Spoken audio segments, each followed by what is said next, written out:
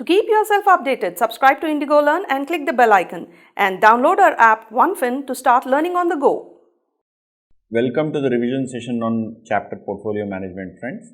So today we will try and revise in as much short time but as much comprehensiveness as possible. I know both of them are slightly opposites, but let us try our best to actually revise this entire chapter portfolio management for CA final SFM. Okay, so let's start off.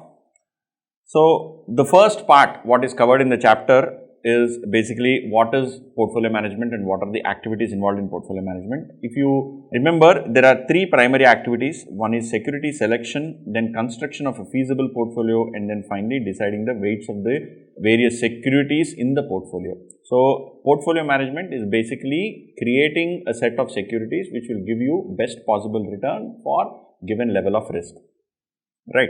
So the activities involved are primarily you have to choose what kind of securities you want in your portfolio. This is the first activity. Second is construction of all feasible portfolios. That is, these securities have certain correlations and you can choose to allot some weights to various securities. So based on the various weights and given their existing correlation, you will construct a feasible portfolios. That is, you will construct a variety of portfolios which will have various kinds of returns and risk. Then you will design an optimal portfolio by considering by looking through all the various types of portfolio. You will design an optimal portfolio which has specific weights such that you get the best possible return. These are the three activities in portfolio management. Now, if you were to look at the objectives of portfolio management, the primary objective is safety or security of the principal amount. That is, the money that is there or has been invested by an investor should not be lost. Okay, then stability of income and capital growth. So some people will want long-term capital appreciation, whereas some people will say, I want a monthly return, right? So you have to figure out what is the primary objective and then choose securities which meet those objectives. Okay, then the portfolio should be marketable. Its security should be marketable. That is, the security should have a ready-made market available. You cannot buy securities which cannot be sold at a decent amount of notice. That is, you cannot tell the investor, no, you have purchased security, you have to lock this in for 5 years. No, you cannot say that. Same way, liquidity. That is, when you want the money, you should be able to get the money, right?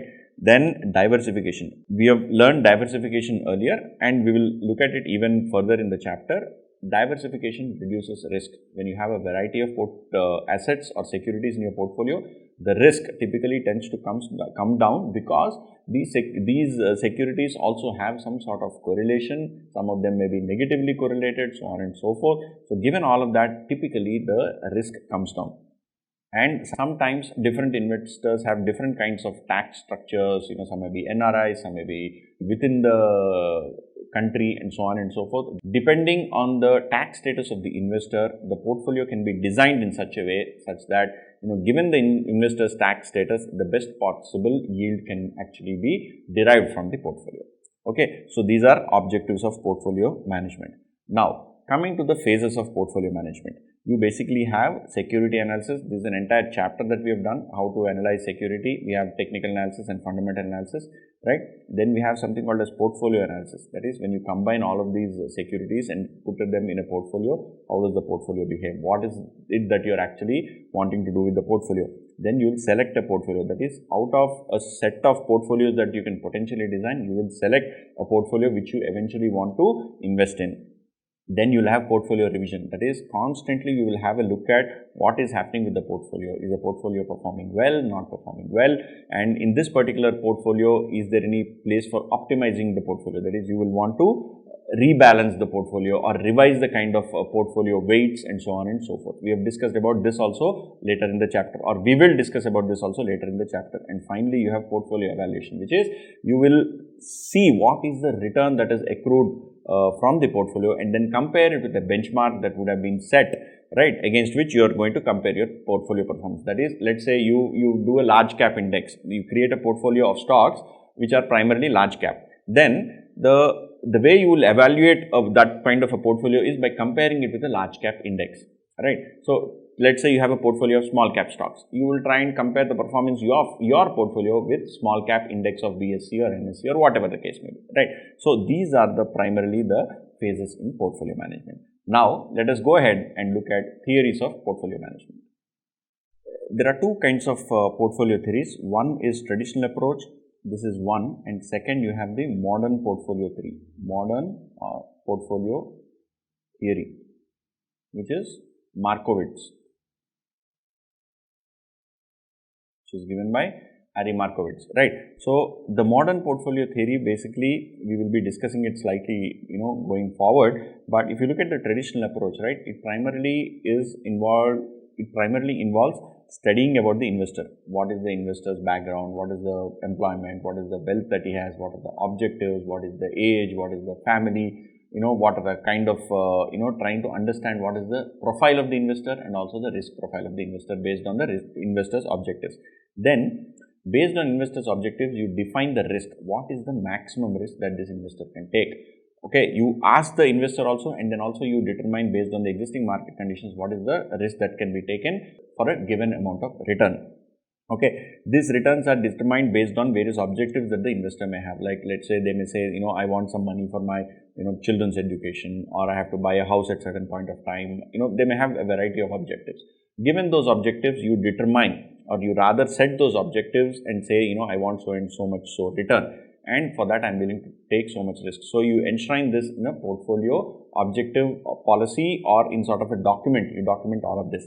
Then you come to investment strategy. In investment strategy, you basically think about what are the kind of securities that you want to invest in. That is, what should be the equities, whether you should want to go international securities, whether you want to invest in risky securities, whether you want to invest in securities like Bitcoin or gold or real estate. You will consider various aspects like what is the liquidity requirement. So, considering all of that, you figure out what is the broad strategy based on the objectives and risk and return requirements that have been determined in the previous step. You lay out an investment strategy. So, once you create the investment strategy document, then what you do is you explain to the investor that the portfolio needs to be well diversified. You need to allocate certain amount towards equities, certain amount towards fixed income, certain amount towards certain long-term assets, so on and so forth.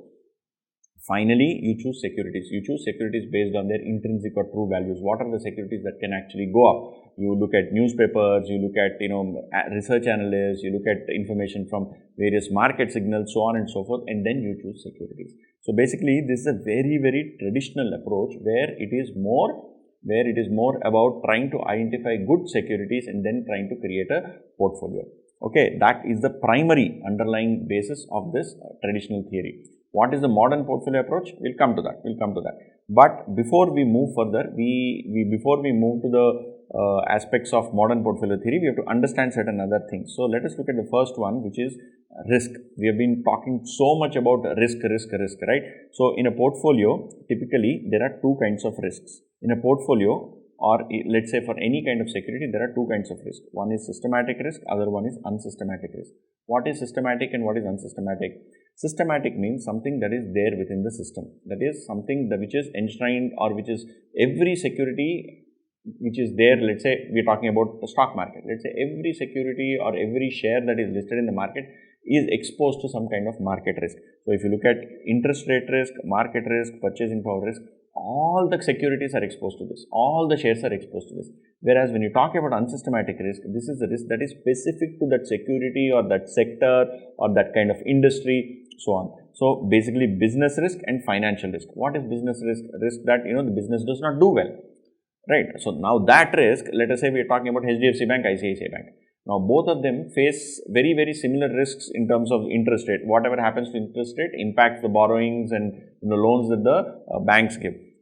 Whatever, let's say the overall country is not doing very well, then both of them are exposed to this market risk. If the purchasing power of the people comes down, then they are exposed to purchasing power risk. But if you take the same HDFC Bank and ICICI Bank, if you look at the business risk, ICICI Bank will face a very, very specific business risk. It may have lent to, let's say, a lot of power companies, or it may have lent to companies which probably are not well run.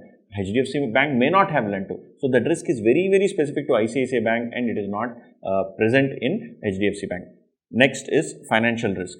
Instead of taking banks, let us take two large groups, okay, Tata Group and Reliance Group. We'll take, for example, we'll take Tata Motors, and we will take Reliance Industries. Now, financial risk, both of them may be exposed to a very different set of financial risks.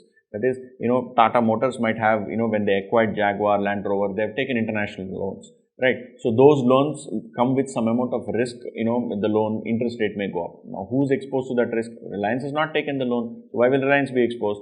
So only Tata Motors is exposed. Whereas, let us say Reliance Industries. Reliance Industries is exposed to very, very specific kind of financing risk where they have raised a lot of money from a variety of investors to put up money in Reliance Jio. Okay, so that risk related to that, Reliance Jio investment is related very, very specific to Reliance Industries. It has got nothing to do with Tata Motors, right? Like that, unsystematic risk is primarily something that is restricted only to the security or set of securities in the industry, whereas systematic risk is something that is prevalent all throughout.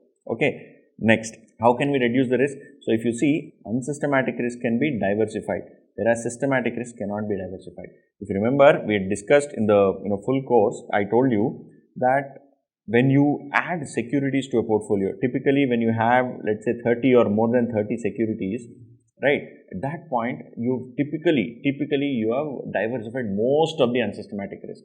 Why does this diversification happen? Because there are correlations. We are going to learn about that, in the upcoming slides, where, so there are certain different correlations that exist between different kinds of securities. See, one thing you have to understand is whatever risk a business faces, that gets reflected in the security prices. That is, let's say Reliance Industries faces a risk. That risk is reflected in the share price of Reliance, correct? Let's say Tata Motors faces a risk. The risk that Tata Motors faces gets reflected in the price of Tata Motors, correct? So, these kind of risks get reflected in the prices of the individual stocks, and the more stocks that you have in a portfolio or more securities that you have in a portfolio, right? All these risks tend to cancel out each other. All these individual unsystematic risks tends to cancel out each other. But the systematic risk, that is your interest rate risk, your market risk, your purchasing power parity risk, which are all common to all of them who are operating in our country, those risks cannot be diversified. So typically what is seen is after 30, right, the impact of diversification is very, very small. But, till the time the number of security reaches 30, right, there is a significant reduction in unsystematic risk as you add every further security into the portfolio, which is why, if you remember, I told you that BSE Sensex has 30 stocks, NSE 50 has 50 stocks. I told you 30 is the good enough number, but NSE wanted to be even more better than BSE, so hence they chose 50 stocks. So these 50 stocks, if you look at the index of 50 stocks, the risks are primarily, unsystematic risk is largely non-existent. What is existent for that index is only the systematic risk. Okay, now let us understand concepts of risk and return. Now, to understand risk and return better, we need to understand one thing. What do you mean by return and what do you mean by risk? If you recollect, return, you've been studying this from foundation level, intern level. Return is basically whatever is the total gain, and the gain includes your appreciation of the capital asset as well as the dividend or any income that you get from the security. That is the numerator, and the denominator is investment made. That is, if let's say you get capital gain or loss also, it can be loss also, right? So whatever is the change in the value of the asset, this can be written as change in asset value, right, plus dividend you receive over a specific period. So you always compute this return over a specific period. So ending value minus beginning value is the change, plus dividend divided by the beginning value, and typically you compute all these kind of returns over a year, 1 year. You compute always annualized returns because they are more comparable. So this is the return. Now what do you mean by risk? Risk, if you remember right from chapter 1, we've been discussing the risk is denominated by sigma, which is standard deviation, or you can also call it variance, which is sigma square. Okay, so risk, when we say in terms of finance, is sigma. But what is the sigma? The risk is risk that the returns are not actually closer to the mean. What do we mean by that? When we say risk, when we use the word risk with respect to finance, we are referring to the fact that there is a variability in the returns. Whatever returns you got, right, there is a variability in the returns, and the returns are not close to the average returns. Now, let us say we take 3-year returns. Okay, 1 year is 10, another year is 11, another year is 12. What is the average for these? The average is 11. Okay, now let us say the next year fourth year, if somebody were asked to predict you or please try and forecast some return, you will say it will be very near to 11. But suddenly if the return is 20, or let's say the return is -5, then we are trying to identify the risk that, or what is the variability that can potentially be there in the returns. That is what we mean by risk, and this is denoted by sigma. Sigma or standard deviation. What are the formulas for variance or standard deviation? So if you look at the formula for variance, right, it is sigma x minus x square divided by n. So this is variance. Variance is sigma square.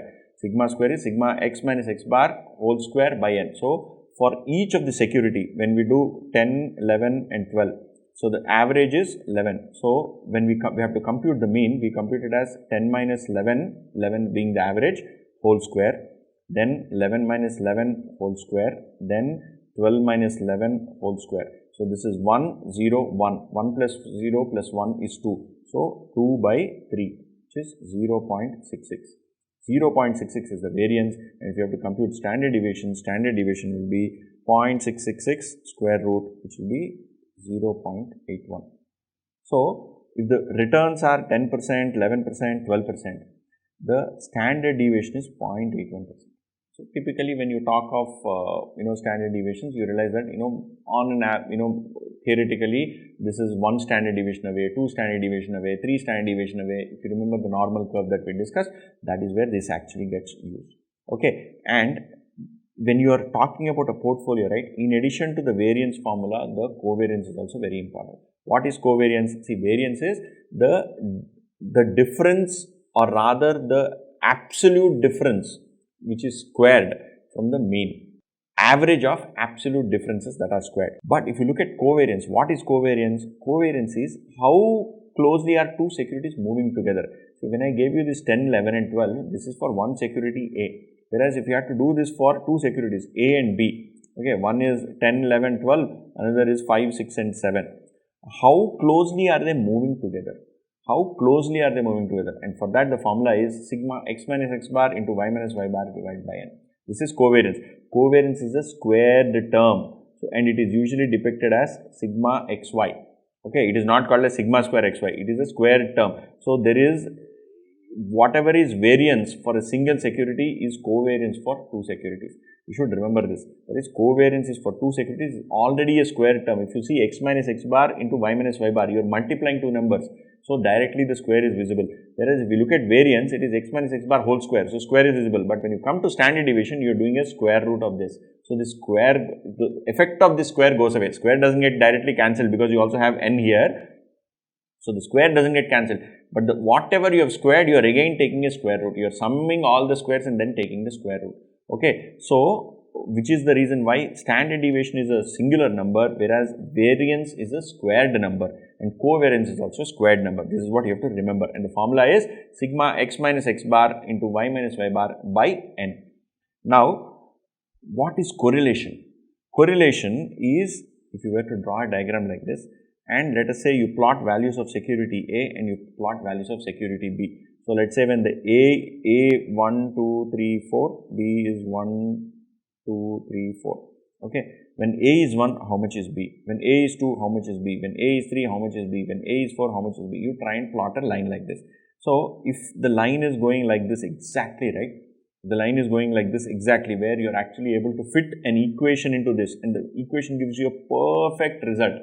The equation gives you a perfect result. That is, they both are perfectly correlated. That is, if I know that A moves by 1, then B also moves by 1. See, correlation is not causation. What is causation? Causation means A causes a movement in B. We are not discussing about what causes the movement. Correlation is not equivalent to, it is not equivalent to, let me write it clearly. Correlation is not equivalent to causation. We are not determining which one is causing whom. We are only saying they both typically happen together. Okay, take a graph like this. This is typically the perfect correlation. Okay, the correlation where correlation value is 1. And what is negative correlation? Negative correlation is this, where you have -1. What is zero correlation? Zero correlation is random. Everything is random like this. Okay, the values cannot be matched. So here the values are like this. Here the values are like this. This is positive, this is negative, this is random. Okay, when it is random, right? When it is random, the correlation is 0. And this correlation is denoted by either R or this particular Greek symbol called rho. Okay, this is either R of A and B or rho. This P, it looks like P, right? It is also called as rho. So this is what is correlation coefficient. Now, if you actually look at correlation formula, right?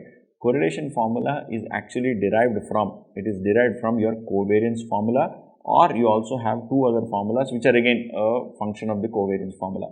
So, if you look at this formula, R is equal to covariance xy divided by standard deviation x, standard deviation y.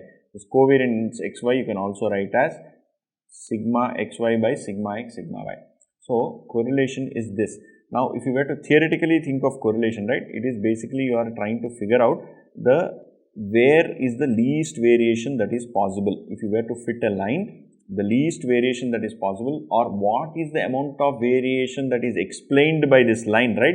That is known as R square, which is coefficient of determination, and R is square root of R square, which is coefficient of correlation. This is coefficient of determination and this is correlation coefficient. Okay, this R square basically is how much of this particular equation is able to explain the variation in the movements of A and B together. This line or this equation, if you draw a equation for a line, how much of it is actually able to explain? That is R square, and square root of R square is correlation. Okay, and you have these three formula: sigma x minus x bar into y minus y by y bar, square root of sigma x minus x bar whole square into sigma y minus y bar whole square. That is one formula. You also have the second formula, then you have this third formula. Okay, typically we tend to use more or less this formula.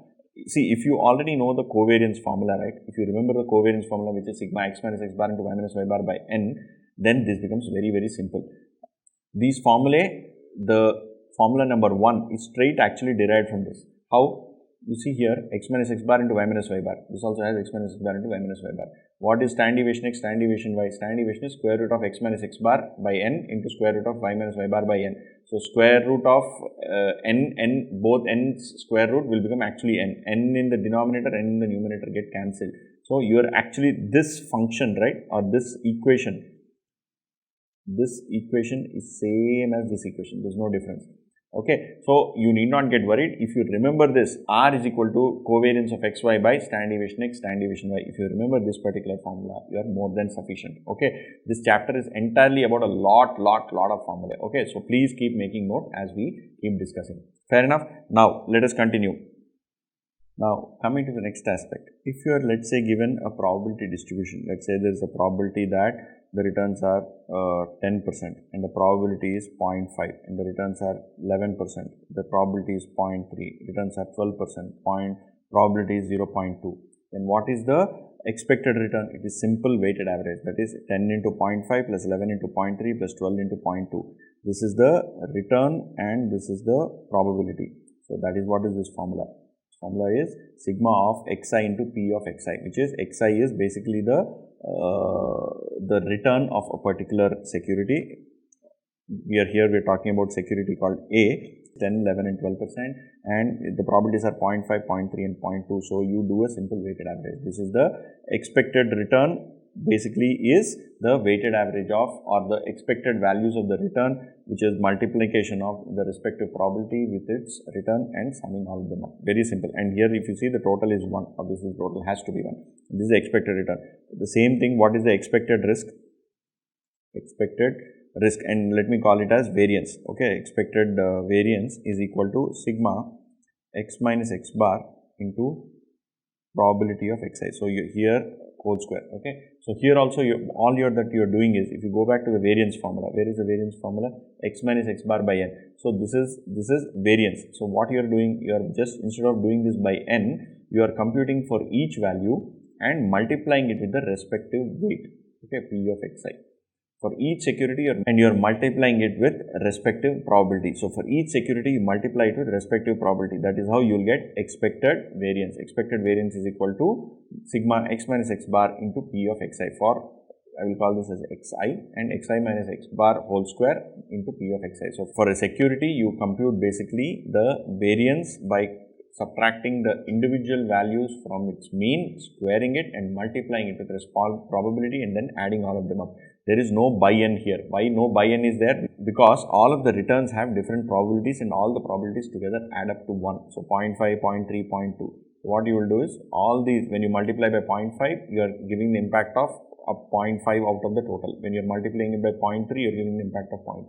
That's why there is no by n. Okay, because it is all this is for a single security. We are talking for a single security. Okay. Then let us understand about beta. What is beta? Beta is how much of a security's returns are explained by the returns of another security. Beta can be between two securities, beta can be between a market and a security. Typically, it is between the market returns and security returns. So, the formula for beta is correlation into standard deviation I by standard deviation M, or covariance of the security and market divided by variance of the market. Okay, I will first explain the formula and then we will come to the regression equation. So, if you see here, right, what did we decide or what did we learn? R is equal to standard deviation X by standard deviation X, standard deviation Y. R is equal to standard deviation XY, which is covariance of XY, by standard deviation X into standard deviation Y.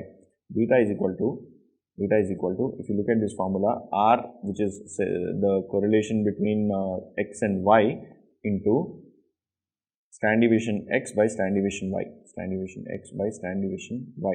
So, if you were to substitute this formula in this, where R value, what you will get is beta is equal to covariance between X and Y into standard deviation X by standard deviation X, standard deviation Y, standard deviation Y. So, these two get cancelled and beta you will be left with covariance XY divided by variance of Y's.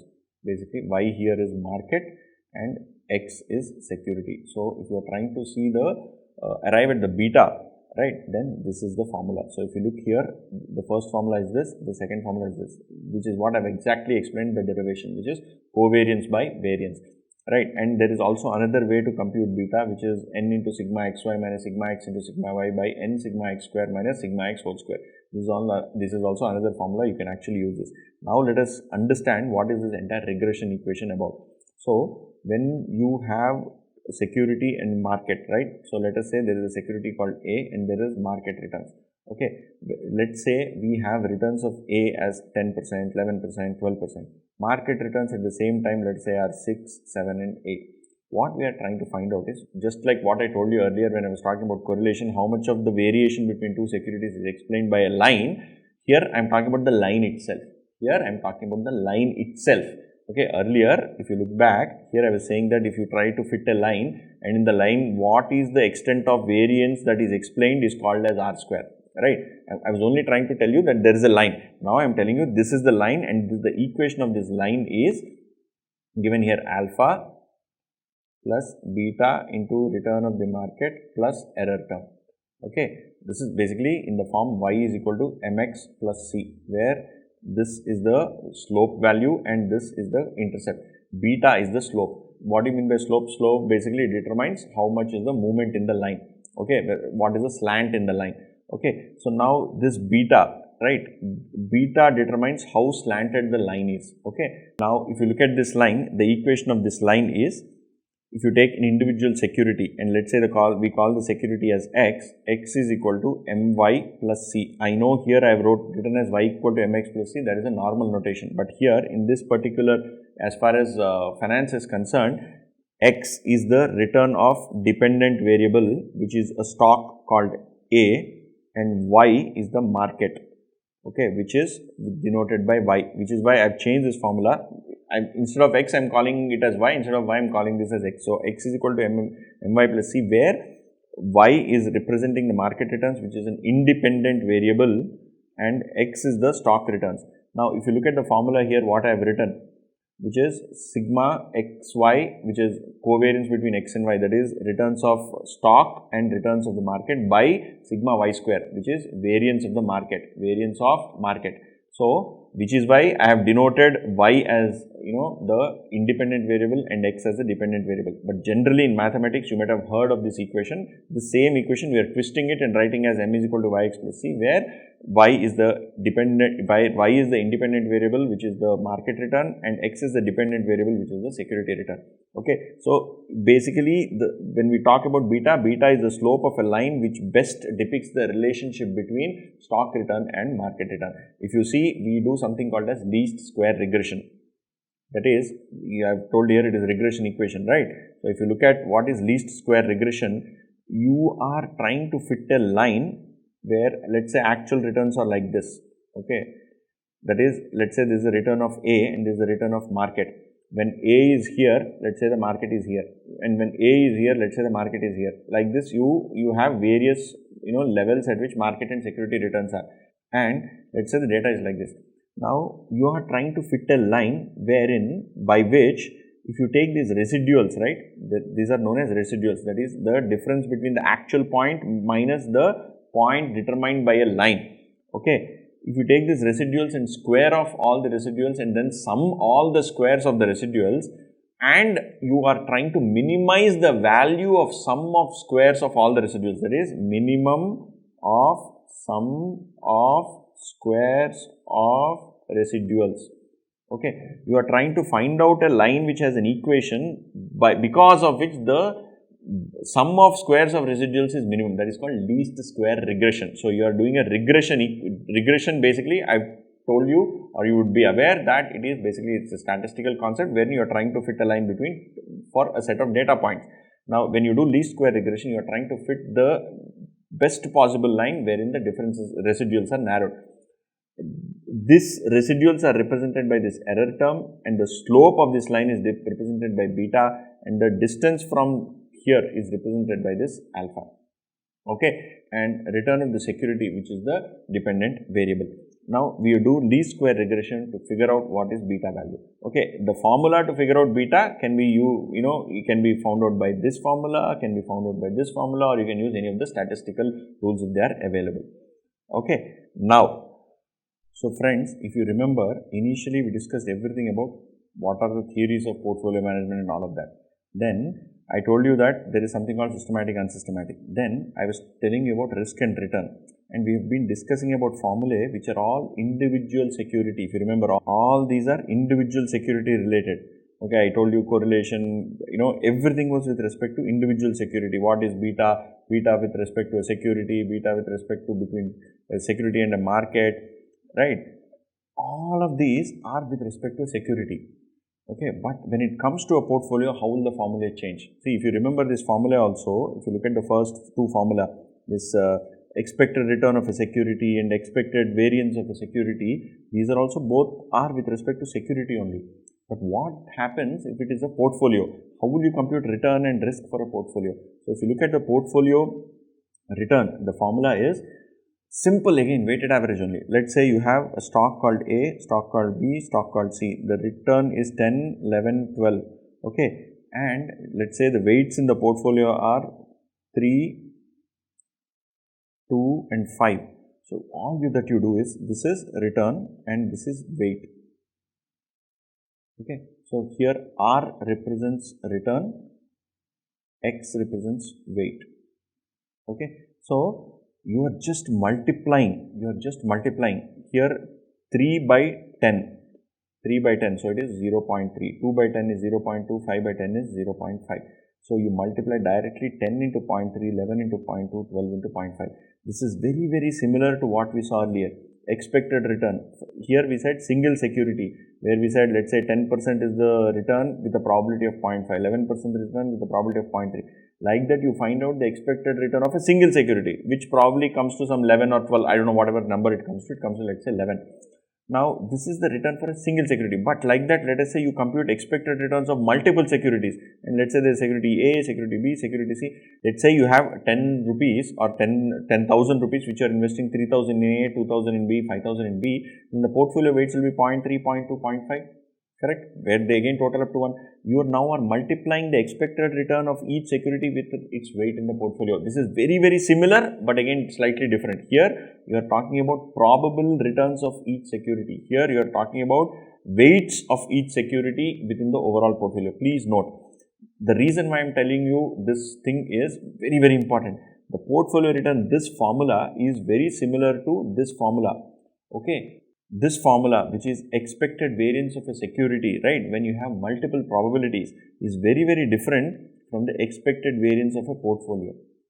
Even though the formula for portfolio return and a probability based return for a single security look very similar, xi into px. Here it is xi into ri. That is, they both, it is simple weighted average concept. Weighted average works only for returns. For variance, it does not work. Okay, for variance, the formula is portfolio variance, and here I am talking about two stocks. Okay, I am not talking about multiple stocks. I am talking about two stocks. For two stocks, the formula is weight of security 1, okay, is x1. Then weight of security 2 is called x2. Okay, so it is not a simple addition. That is, portfolio variance is not equal to variance of 1 plus variance of 2. Security 1, here let me call it x and y, okay, that is easier. Portfolio variance of two securities x and y, no matter what the proportion is not directly not equal to. There are some conditions where it may be equal to, okay, please don't get me wrong. This equal to may happen, but on the face of it, it is not always equal to. There are certain situations when it happens. How does it happen? I will tell you. See, if you see here, what is the formula? x1 here represents the weight. So, you are multiplying weight square into the standard deviation of first security into the variance of first security plus weight 2 square into variance of second security, and then you are doing 2 weight 1 into weight 2 into correlation between them into standard deviation 1 into standard deviation 2. So, if you look at this, does it not look like a plus b whole square formula? It looks very clearly like a plus b whole square. A square plus b square plus 2ab, correct? But here 2ab and a and b are x1 and sigma 1, okay? This is a and b is x2 sigma 2. But you have this third element which is correlation that is involved in between 2 x1 x2 sigma 1 sigma 2 into r. Okay, so this is where the entire difference comes in. So if you were to look at this more peacefully and carefully, right, what will happen? When this correlation value is different, then the portfolio value will change. So let us say I will take an example. Okay, I will take 3 examples actually. I will show you what happens. Let's say correlation is 0, correlation is -1, correlation is +1. If you remember, I told you also here the correlation can take values between 0 to -1. Where is that formula? There is a formula, right, where we discussed. Correlation. It can be -1, it can be 0, or it can be +1. It cannot be a number which is outside of +1 or -1. That is, if two securities are moving together and both of them are increasing, that is directly proportional, they can only be maximum direct. They cannot be double direct. That is, if let us say, just to give an example, if this moves from 1 to 2 and this is security A, and let's say security B moves from 3 to 4. So, whenever this moves here, this also is moving by some proportion. Okay. Now, just because this is moving by double the value, it does not mean that the correlation is double. Okay. It means that the relationship is 100% there. That's all. Okay. So, the correlation value can be only between -1 and +1. Okay. It cannot exceed -1 or +1.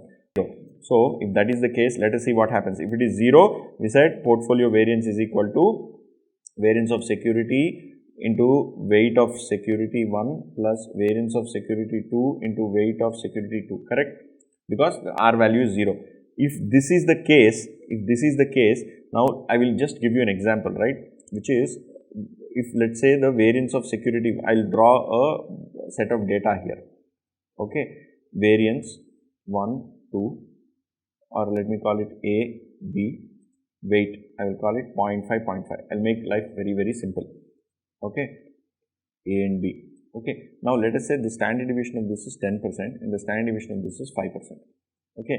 Now, if correlation is 0, what will be the variance of the portfolio? It will be 10% whole square into, I am first doing for A, into 0.5 whole square plus 5% whole square into 0.5 whole square. If you were to do this, you will get 0.1 into 0.1 into 0.5 into 0.5. You will get 0.0025 m plus and 0.05 into 0.05 into 0.5 into 0.5. You will get 0.000625. Again, I will do m plus and I will do memory recall. I will get 0.003125, and if I take square root of this, I will get 5.6%. So, you see, when correlation is 0, the correlation is 0, 0, minus 1 plus 1. The portfolio variance is lying between 10 and 5, which is 5.6. It is lying between these two. So, even though you allocated half of one security and half to other security, the portfolio standard deviation, where we take standard deviation, right? The variance is 0.003125, but the standard deviation is 5.6. The portfolio standard deviation, which is what is risk, is lying between the two values. Now, let us see what will be the portfolio variance or portfolio standard deviation. Let us see what is the standard deviation when the correlation is minus 1. If you take minus 1, what will happen? 10% whole square into, so we already have this, right? So, we already have this function. So, 10% whole square into 0.5 whole square plus 5% whole square into 0.5 whole square minus, why will it be minus? Because the correlation is minus 1. So, or you can say 2 into 10% into 5% into 0.5 into 0.5 into minus 1. Okay. So, instead of taking minus, I put it as minus 1 here. Why is this coming here? Because if you look at this formula, x1 square sigma 1 square plus x2 square sigma 2 square plus 2 x1 x2 sigma 1 sigma 2 and correlation between 1 and 2. Okay. So, if you do this, you will get a value here. What will be this value? 2 into 0.1 into 0.05 into 0.5 into 0.5 into 1. Okay. 0.0025. But this 0.0025 is minus value. Okay. Minus value 0.0025. I will again do m plus because I already had the earlier values. So, if I do now memory recall, I will get 0.000625. Yeah. So, if I do a summation of this and subtract the third expression, then I will get a value where portfolio variance is 0.000625, and if I take a square root, it will be 2.5%. It will be 2.5%. So, you see now what has happened, because the correlation is negative, the value is lesser than the lower value. Is 2.5. So, you see the portfolio standard deviation has come below. The portfolio standard deviation has come below even the lower value. It was 10 and 5, right? Two individual securities had standard deviations of 10 and 5. Because they both have a negative correlation, and if you allot 50% in this security, 50% in this security, the standard deviation of the portfolio actually came to 2.5% only, even though they both had 10 and 5. Okay, so it typically lies between, in first case we said it lies between these two when the correlation is 0. When correlation is minus 1, it fell below this. Right now, whether the portfolio variance can go further down, it depends on the weights that you allot. Okay, so if the weights are further, if you keep on changing the weights, you will probably get a very, very different value. Now, let us see what happens when correlation is equal to 1. So, here what will happen? This entire formula will remain same. Instead of minus, it will be plus.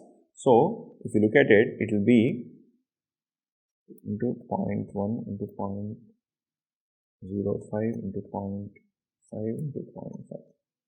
So, if you look at this, this will be 0.003125, which is the first part of the expression, which is this is common, and instead of minus, it will be plus 0.0025, okay, plus 0.003125. If you do both of them, you will get 0.005625, and if you do a square root, you will get the variance as 7.5%. So, 7.5% if the greater than 5, okay, if the portfolio actually has a positive correlation, the value will be higher than the lower one. If it has negative correlation, the value will be lower than the the security which has lower correlation. If the correlation is 0, then it will be lying between these two. Okay. Now, if you have understood this, right, the reason why you need to understand is you should be able to interpret what will happen when correlations are very, very different. Okay, in exam they may ask what will happen when correlations are different, what will happen when betas are different. Beta is different. Beta can be 0, 1, 2. So, but please note, beta values can be anything, 0 to infinity, okay, or minus infinity to infinity. Correlation only can be between -1 and +1. Please do not forget that very, very basic aspect. Correlation can be between -1 to +1, whereas beta can be -infinity to +infinity, theoretically. Okay. Now, so friends, if you see, right, what has diversification into two securities led to? So, you have one security with 10% and other security with 5%. And because you have put them in weights of 50-50, the standard deviation has come down. The standard deviation has come down. So, in all the cases, whether the correlation is 0, -1 or +1, the standard deviation is lesser than the highest one. So, diversification reduces risk, and when the correlation is negative, the standard deviation comes down very, very sharply. And if you change these ratios, it may come down even further. Let us say if you increase the proportion of second security, which has lower standard deviation, then the overall portfolio standard deviation may be much, much lower. Okay, so the thing that you have to understand, or the key takeaway from this fact, is that diversification reduces risk, and if they are perfectly negatively correlated, then it reduces the risk all the more. It is the least best possible reduction in risk happens when you have negatively correlated securities, whereas when you have perfectly positive correlated securities, it is, what you will basically get is a very, very simple weighted average. Okay, so if you look at this, when correlation is exactly equal to 1, you are basically getting 10 into 0.5, which is 5, 5 into 0.5, which is 2.5. So, 5 plus 2.5, which is 7.5. But that is also lower than single security, the highest security with the highest standard deviation. But this is the highest possible value, and this is the lowest possible value for a given set of weights for 0.5 and 0.5. The weights are different. Obviously, these values will also be very, very different. Okay. After having understood this, now let us go to the next aspect, which is portfolio variance when there are more than two securities. See, if you see, friends, the return is same whether you have 2 security, 3 security, 4 security, 5 security, doesn't matter, because it is simple weighted average of return, whereas the risk will change if it is 2 securities or more than 2 securities. The formula will change and the way it functions will also change. So, if you were to look at it, this is called as variance covariance matrix. Variance covariance matrix. Okay. The way you compute it is, you actually, let's say there are 3 securities A, B and C. Okay. I will take A, B and C. And here also you will draw A, B and C. What you will do is, okay, this one has weight of 0.2, 0.3, 0.5. Let's say the weights are 0.2, 0.3, 0.5. Okay, what you do is, and the standard deviations also. Let me write down standard deviation. So, let's say this is standard deviation of 10%, this has 11%, this has 12%. Here, these are standard deviations. Okay, sigma 10%, 11% and 12%. And you will find out correlations between AB, BC, AC. Let's say the correlation is 0.5, 0.3, 0.2. What you will do is, each cell you will multiply with the data. That is, for this cell, what you will do is 10% into 0.2 into 0.2 into 10%, and the correlation between A and A is 1. So, you will multiply 1 into 0.2 into 0.2 into 0.1 into 0.1. That will be for this cell. Now, when it comes to this cell, what you will do? It is A into B, right? So, 11% into 10% into 0.2 into 0.3, and in the correlation between A and B, correlation between A and B is 0.5 into 0.5. So, it basically works to a formula which is like A plus B plus C whole square. If it is for 3 securities, if it is for 4 securities, it will A plus B plus C plus D whole square. So, what is this? A square plus B square plus C square plus 2AB plus 2BC plus 2CA. Okay. It looks like this. I am not saying this is the formula. Why? Because there is also an element of R. Everywhere you add R. And this A, B, C, right? A will be weight of A into the standard deviation of A. This B should denote weight of B into standard deviation of B. C should denote weight of C into standard deviation of C. So, you do weight A into standard deviation A whole square, weight B into standard deviation B whole square, weight C into standard deviation C whole square, plus 2 weight A, weight B, weight A, standard deviation A, weight B, standard deviation B, weight C, standard deviation C into correlation between A and B. So, you can remember this as a broad formula, but this is not the formula. Okay, it appears like A plus B plus C whole square, but you also have a correlation in between. Okay, this matrix is called variance covariance matrix. How did we get 2 here? Because when you do A and B here, you are also doing B and A here. Okay, whatever value you get here is same as the value you get here. So, and when you sum up all these individual variances, right, that is what you get as the variance of the portfolio, which is A plus B plus C whole square, what I was telling you.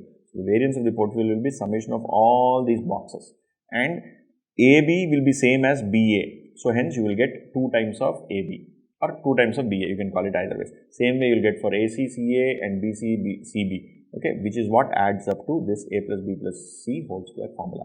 Okay, this is the variance for a portfolio with more than 2 securities. You know, I have shown it for you for 3 securities. If it is 4 also, it is the same logic. Okay, there is no change. But that can be depicted in this particular formula as variance of the portfolio is equal to, you do sigma twice, which is summation of xi into xj, that is weight of one security into weight of another security into correlation between those 2 securities into standard deviation of one security and standard deviation of another security. So, what you are basically doing is you are doing a summation of all possible combinations of I and j of any 2 securities taken at a single point of time and then summing all of them up. So, here if you see I is equal to 1 to n, j is equal to 1 to n. First, when you put I is equal to 1, you will also put j is equal to 1 and then you get data. Then you will change j to 2, then you will take the data. Then you will change j to 3, you will take the data. Like that, then you will change, you know, I and j to all the available values that you have to compute and do it. If it is 3 securities, it is A plus B plus C whole square formula. It is more than 3, it will be A plus B plus C plus D whole square formula. Okay, so that is the understanding that you have to get when you are thinking of portfolio variance. Now, why is all of this relevant? I mean, I know there are problems that we have solved, we are going to solve based on this, but why is all of this relevant? Because this takes us to the next aspect, which is the Markovic's modern portfolio theory. If you remember, initially I said there was that portfolio theory, traditional approach, and Markovic's modern portfolio theory approach. Now we are going to approach go to the second approach, which is the modern portfolio theory approach, for which if you need to understand modern portfolio theory, you need to understand what all we discussed so far. What all have we discussed so far? There is risk diversification. As you add more and more securities, the risk diversifies, which the same concept I also told you here. Okay, this risk diversification, right? And when you're diversifying unsystematic risk and not the systematic risk. This concept is very, very closely related to what we discussed just now. This, where when you are diversifying, you are seeing the risk reduce. When the correlation is -1, the risk is the lowest. So, they both are very, very clearly, closely related. Going forward, we will also see the formula which show up the relationship between these two.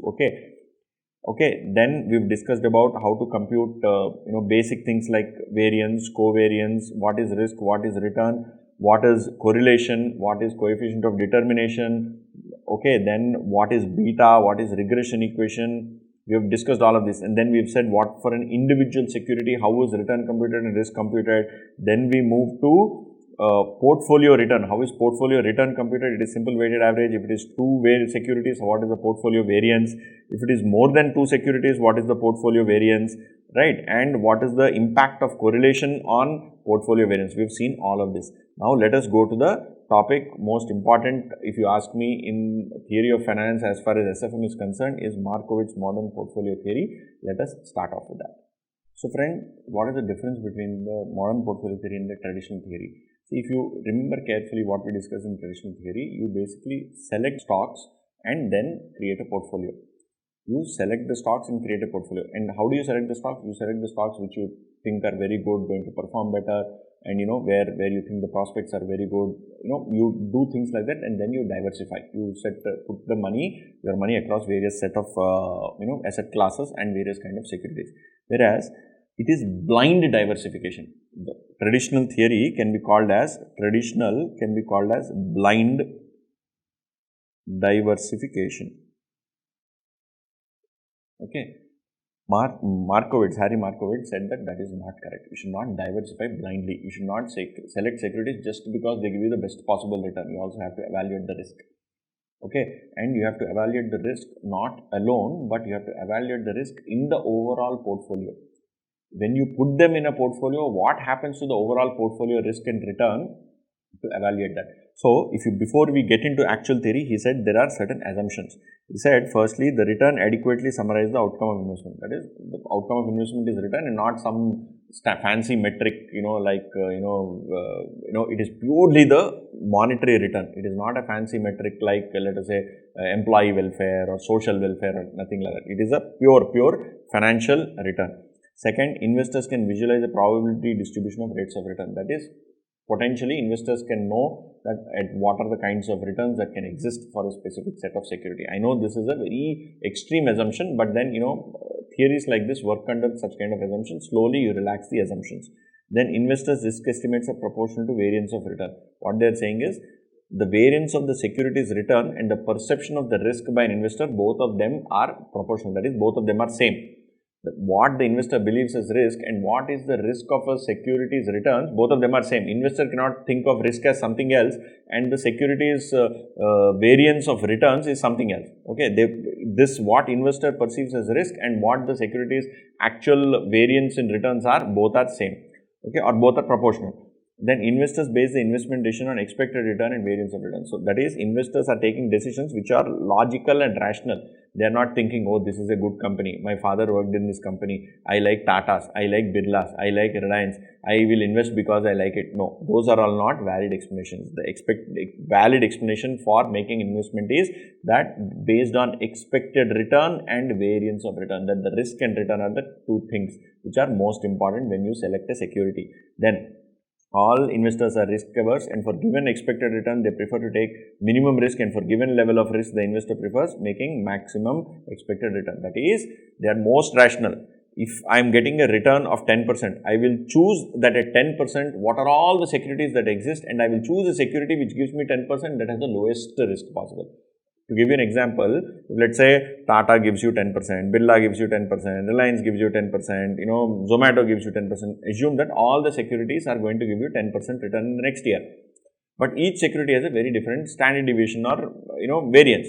You will choose Tata, which has the lowest standard deviation, or you will choose Reliance, which has the lowest standard deviation, because all of them have same return. If the returns are different, obviously you will choose a different set of securities which have the same return, but which have different standard deviations, and you will choose the security which has the lowest standard deviation. Same way ulta also happens. Let us say you are comfortable with a level of risk. Let's say the standard deviation is 10%. Then you will put all the securities which have 10% standard deviation, and you will choose one security which has the highest return. Okay, so you are optimizing for risk and return, where you say that for a given level of risk, I will choose the one with maximum return. For a given level of return, I will choose the one with lowest level of risk. Okay, you will not bring your emotions. So this entire discussion is not to bring emotions into investment. Okay, then investors are assumed to be rational. They would prefer greater returns to lesser ones given a small risk and are risk averse. What I have been telling you, that is, they are risk averse. Generally, they tend to avoid risk and they would want greater returns. Return could be any suitable measure of monetary inflows like NPV, but yield has been most commonly used as measure of return. So returns is typically the yield, that is, whatever is the return generated over a period of time. Yield is basically IRR kind of a thing. Or when you compute annually, it is the whatever are the inflows that you received plus the capital gain divided by the actual investment value, that is for 1 year. But when you look at over long period of time, it is basically you try and compute some kind of an IRR or some kind of a yield as most possible or most relevant metric for computing return. Where standard deviation of returns is referred to, it refers to standard deviation of the yield about its expected value. So when you are talking about standard deviation, we are talking about the yield or returns standard deviation around its mean. So I told you beginning only, when we are taking a security which has returned 10, 11 and 12 in 3 years.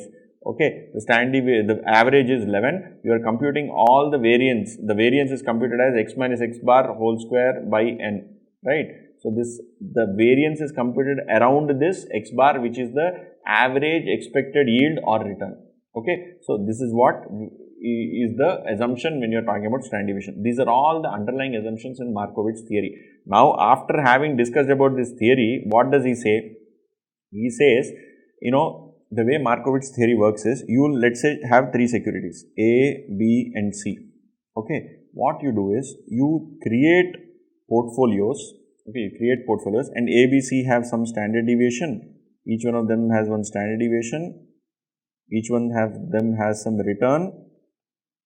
Okay, and they also have correlations. So, AB, BC, CA, you have correlation AB, this I should write as R, capital R. Yeah. Correlation AB, then correlation BC, you have correlation CA. Now, I am doing this for 3 securities. You can do this for a lot of securities. Okay.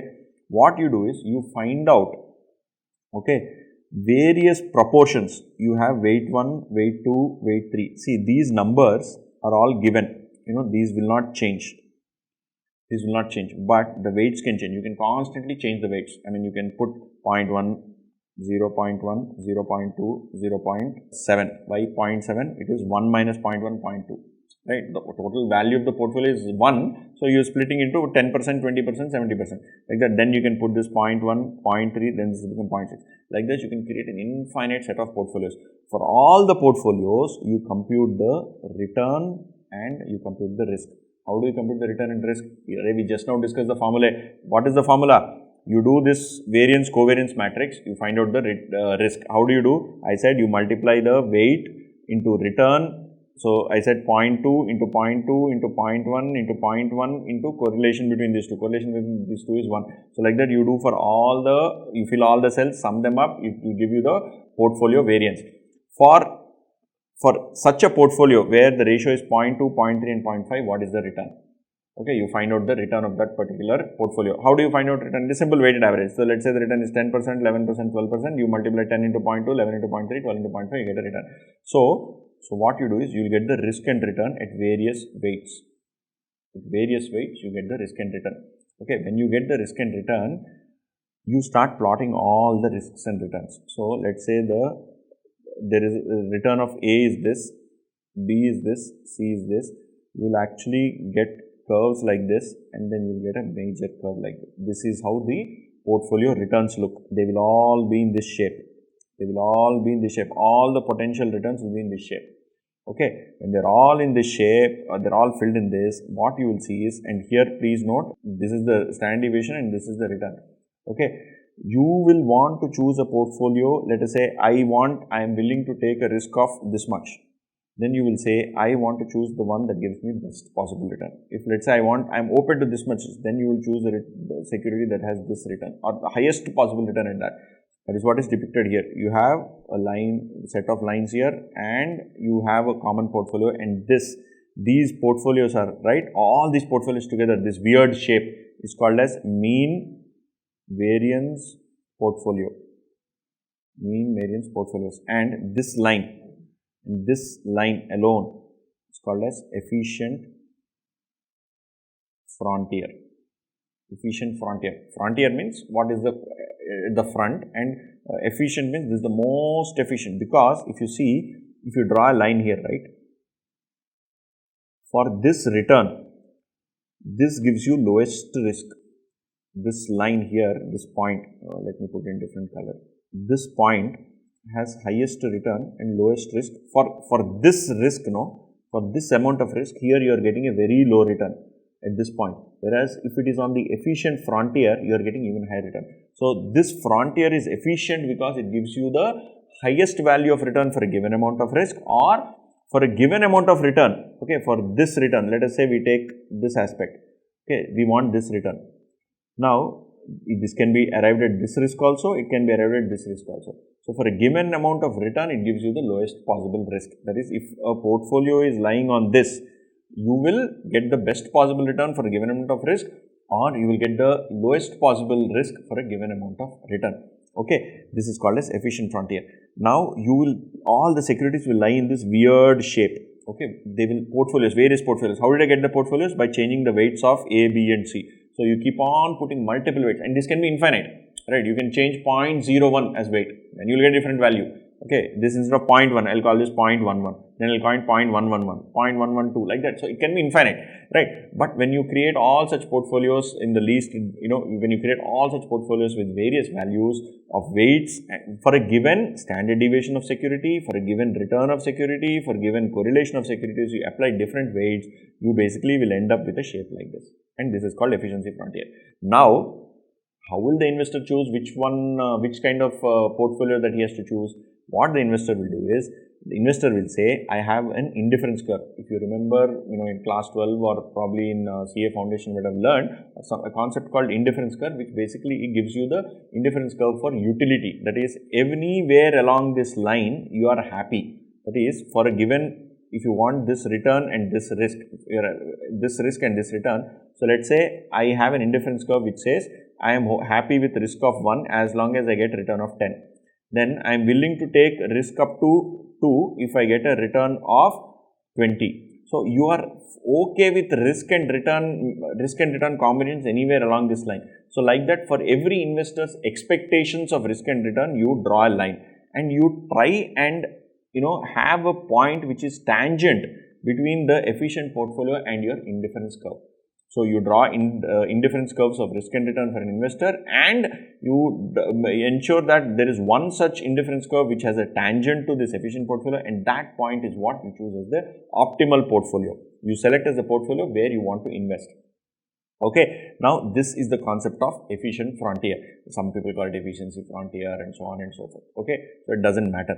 Now, just one concept that I want to highlight to you. We have taken this for 4 or 5 securities. If it is for 2 securities, not single security, if it is for 2 securities, the portfolio will look like this. If you see here, A and B, the portfolio is looking like this. So, this portfolio is looking like this. So, for 2 securities, for a given correlation, this is what it will be. Slowly, as the correlation starts increasing, this line, right, this line will become straight, or some kind of a straight line, and you will have various combinations around this. And when the correlation is negative, this is how the line will be. Okay, so this is how it will be initially. Then slowly the curvature changes, and it will become a flat line. Okay, when the correlation is non-existent, okay, then it will be lying at a different point. When the correlation is negative, it will be here. When the correlation is positive, it will be here. Like that, this is how the returns of the securities will lie at different weights given a set of correlations that exist between those 2 securities. You get this curve from here only. Okay, and when you combine multiple such curves across multiple securities, you get an efficient frontier. Okay, this is the basic theory of Markovic's mean variance portfolios, out of which you will choose an efficient portfolio. Right. Now, there is another concept which is linked to this, which is called as a capital market line. Now, what happens in this is, you get basically a risk-free rate of return, and this is the expected return of the market. Okay, you have expected return of the market, and if you remember this one particular concept where we said going long and short. Short means selling, long means buying. Now, you can go short on something that you don't even have. That is, you can it is called short selling. That is, if you believe that something is going to come down, you can sell it, and then after it comes down, you can buy. That whole concept is called short selling. You will learn more about it in derivatives chapter. But you can have a set of portfolios where you can have lending portfolio and borrowing portfolio, where what you do is, in some cases, whatever is the excess money that you have, let's say you have a market portfolio which is basically representing the market index and risk-free investment. If you have these two in some proportion, if you have a portfolio which is called as a lending portfolio, is where you invest the risk-free money in the market. So basically what you do is, you invest the risk-free money with, let's say, a bank or somewhere where you get the risk, some return. Some cash you basically are investing. This is called as a lending portfolio. What is a borrowing portfolio? You borrow money and put that money in the market portfolio. What is market portfolio? Sensex. So again, I'll explain it very, very simply. You have some cash and you have some investment in Sensex. Okay. What you do is, if you have this cash and you basically lend it to somebody, lend it to a bank. That is, you put a deposit in a bank and you have the some amount of money put in Sensex. This is called as a lending portfolio. Let us say you borrow money from the bank and put that money also in Sensex. Borrow some money from the bank and put that money also in Sensex. It is called as a borrowing portfolio. So you have a line which is called as a capital market line, wherein you have all these various sets of portfolios returns, right, where the combination of risk-free security versus market, where the base portfolio is, if all the money is invested in risk-free only, but slowly you start increasing, the money, slowly start deploying more and more money in market, and finally you don't have any money in the risk-free security, but most of the money you are borrowing and investing in the market. So this is the return of a portfolio which consists of various combinations of risk-free and market return. This line is called as a capital market line, and the slope of this line is Rm minus Rf by standard deviation of M. Why am I saying this? Because there is the risk-free securities typically do not have any variation in returns. They are risk-free. The word itself says risk-free. There is no risk. What is risk? Risk is variance of standard deviation. So there is no variance, right? So this slope of this particular line is the return of the market minus risk-free rate divided by the standard deviation of the market. Now, why is this particular thing important? Because if you were to look at the expected return computation for a portfolio, okay, you can compute it, okay, you can compute the expected return by using, the equation RF plus RM minus RF by standard deviation M into standard deviation of portfolio. Now, why is this important? If you just think, initially when I was telling you of a formula, beta is equal to R, okay, standard deviation X by standard deviation Y, where Y is market and X is security. Okay, this X can be security, it can be a portfolio also. Now, here if you look at our CAPM formula, CAPM formula is what? RF plus beta into RM minus RF. What is beta? Beta is R into standard deviation X by standard deviation Y. If let us say this is standard deviation, instead of calling it as X, we will call it as P, and standard deviation Y, we will call it as standard deviation M. So, if you see here, this is standard deviation P, this is standard deviation M, and RM minus RF. You are actually getting this only.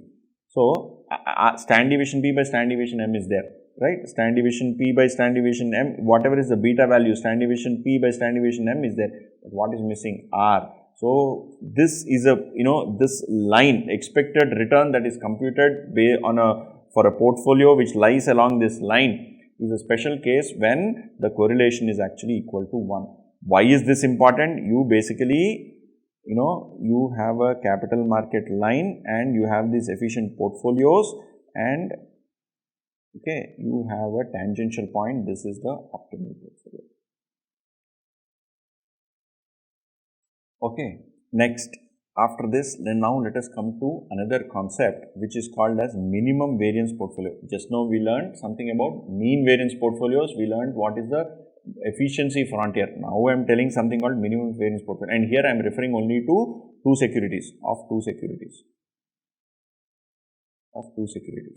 Okay, now this I will not get into the derivation of the formula, but all I want to highlight to you is, if there is a portfolio of two securities chosen out of the mean variance portfolios on the efficient frontier such that the portfolio is the least minimum. That is, if you have an efficient frontier like this and there are only two securities, okay, and let's say there's only a set of two securities, then what is this portfolio? How do you figure the portfolio which has the lowest possible variance? Remember, this is the standard deviation, this is the return. So, how do you come to this portfolio which has the lowest possible variance?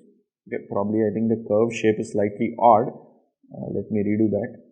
How do you come and find out the security which has the lowest possible variance? How do you determine a security which has the lowest possible variance when you are talking about two securities?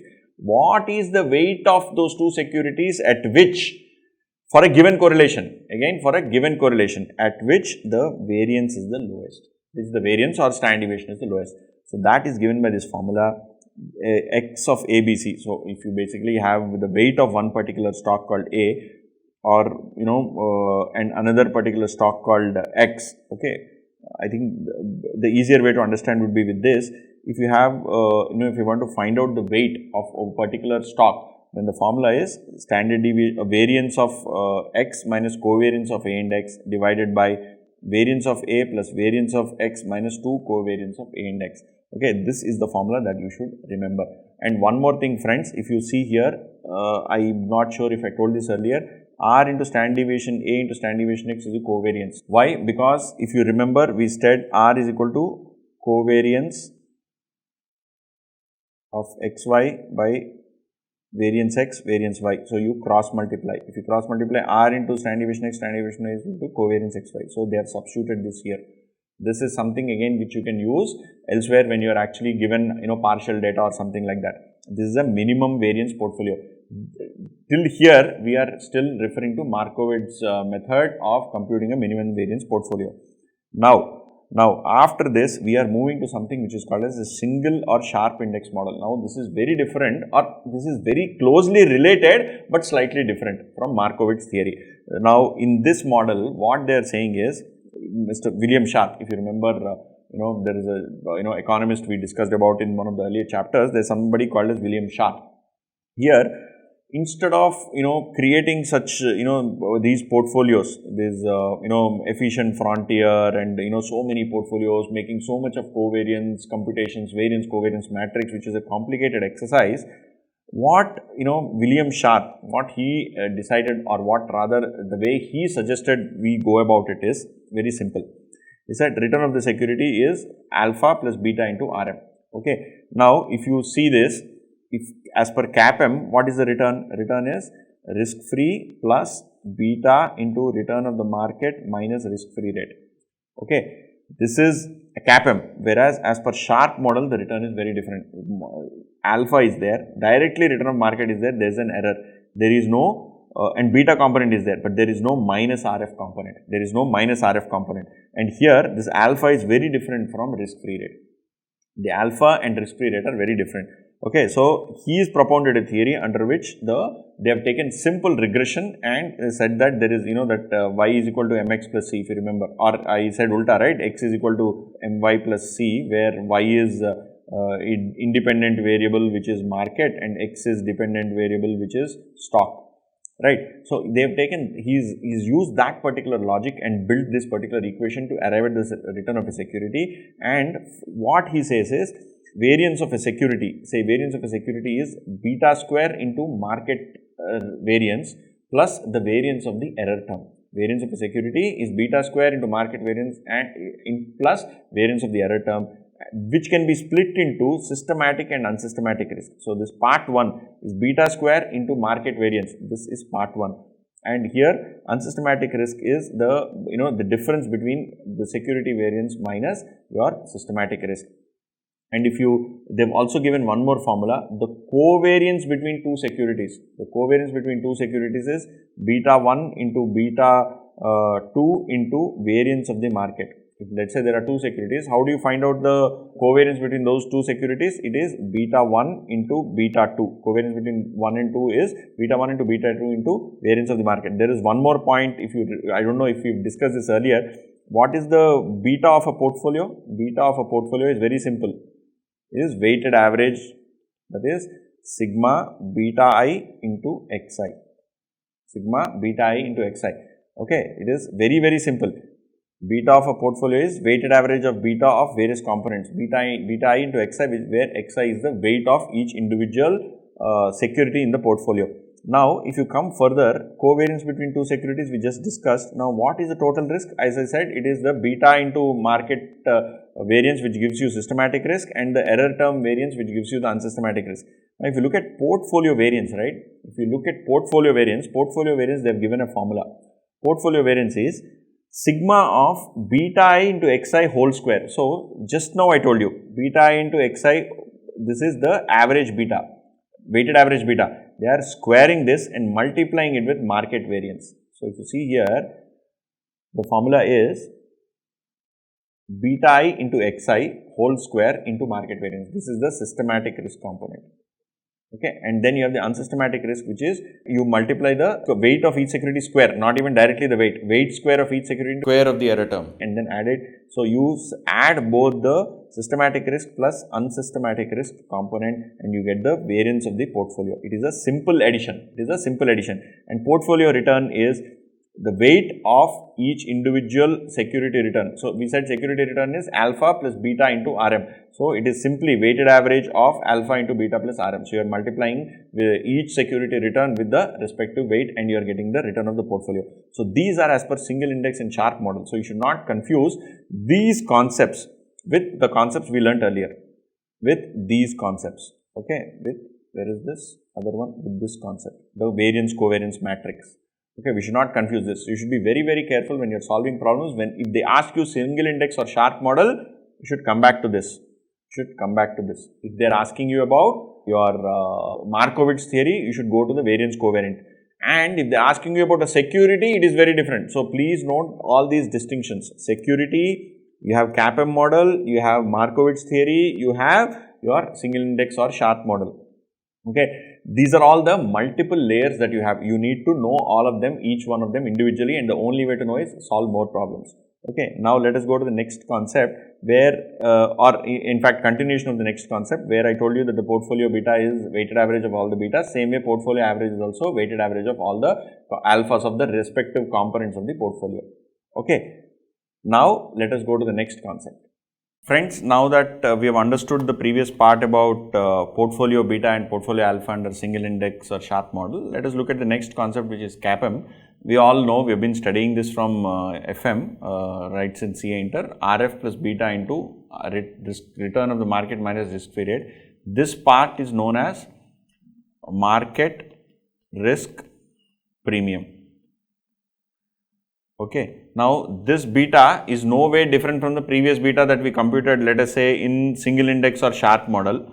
So, everywhere we have computed a beta. Then earlier also I was telling you about a beta that is there in which one? I gave you formulae for beta. All of them are same. Everywhere it is same beta. Okay. The computation of beta is same, but the way it is actually utilized to create a security return formula is different. Here the market risk premium is computed and beta is applied on that rather than directly on the return of the market.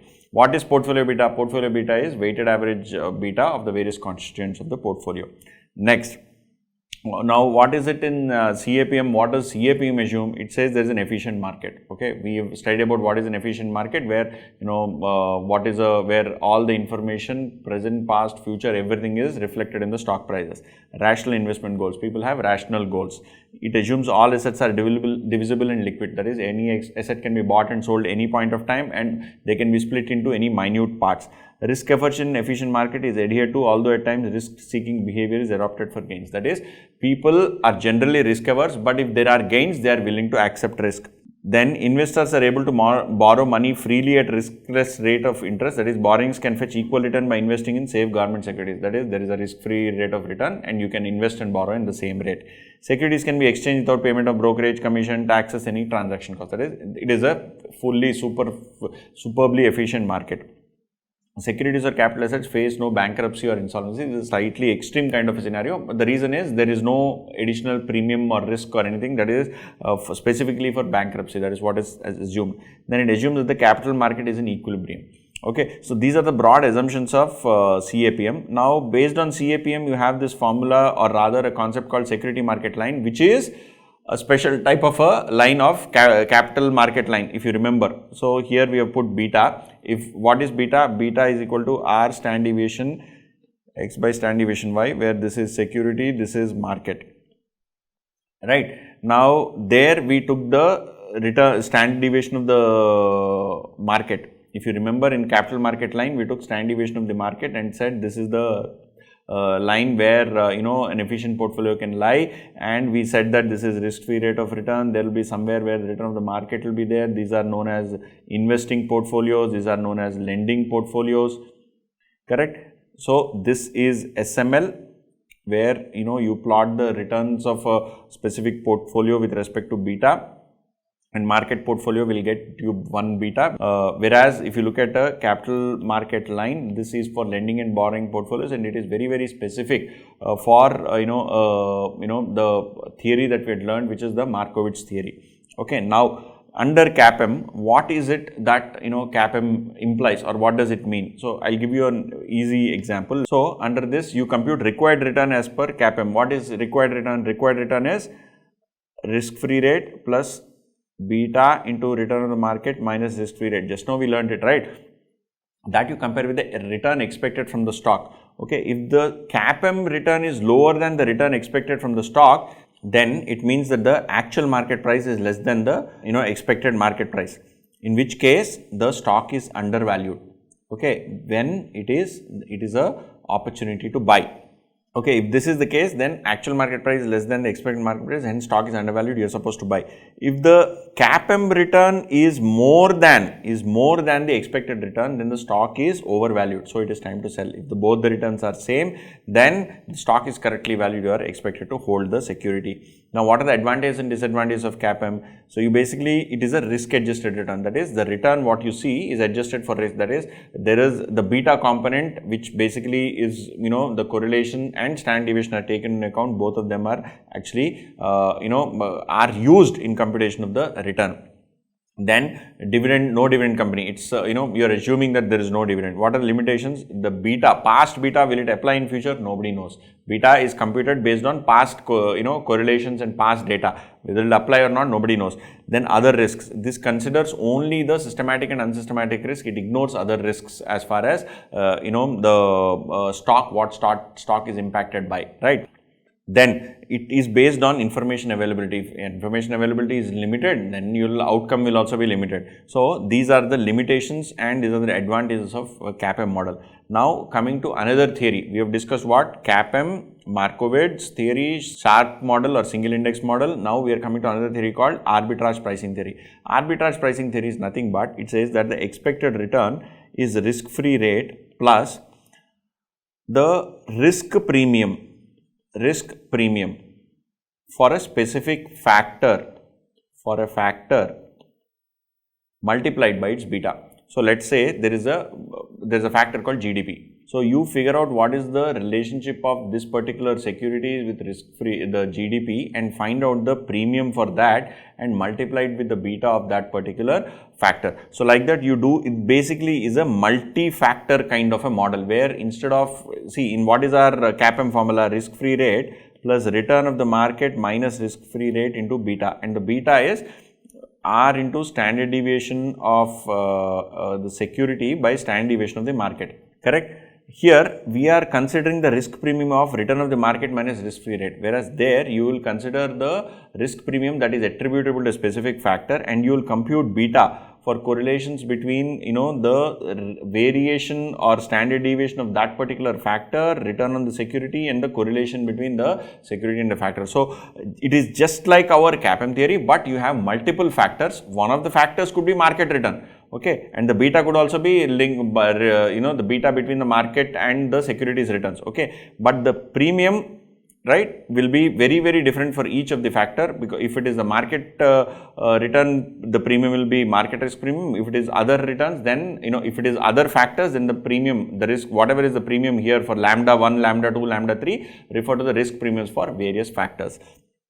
Okay, next, what are the methods of evaluations of portfolio? So far we have seen how portfolio return is computed, how portfolio risk is computed, right? We have seen how return and risk are computed. Now, after you know the return and risk, how do you compare two portfolios? Which portfolio is good, which portfolio is not good? How will you decide? So the way to measure, this can be used not only for portfolio but for securities also. You have three broad measures.